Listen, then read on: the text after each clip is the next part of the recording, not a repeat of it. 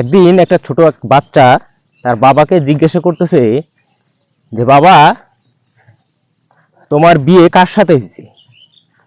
তো বাবা হাসতে হাসতে ছোট বাচ্চাটাকে বলল, কেন রে বাবা, আমি তো তোর মাকে বিয়ে করছি। তো ছোট বাচ্চাটা তার বাবাকে বলল, বাবা ভালোই হয়েছি, তোমার জানাশোনার মধ্যে বিয়েটা হয়ে গেছে। তো এই শুনে বাবা একটু হাসলো আর কি।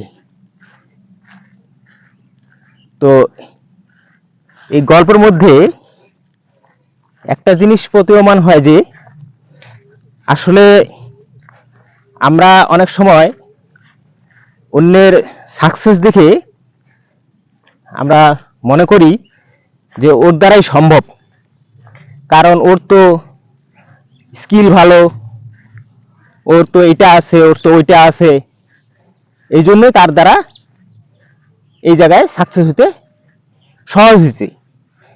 কিন্তু আপনি বেসিক্যালি চিন্তা করে দেখেন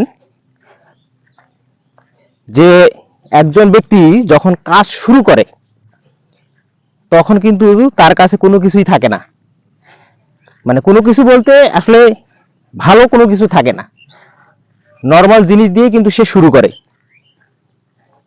আমি যারা সাকসেস হয়েছে তাদের কথা বলতেছি।